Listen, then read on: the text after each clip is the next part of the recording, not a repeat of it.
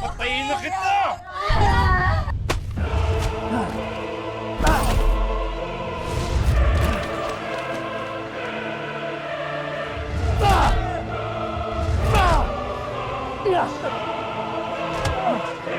Anong ginawa mo sa nanay ko?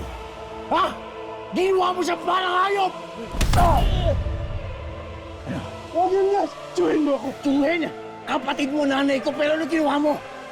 Anong klaseng kuya ka? Tandaan mo ha?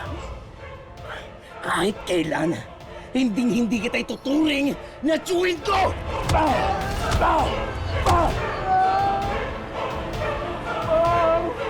Hawa! Maawa! Naawa ka ba sa nanay ko? Naawa ka ba?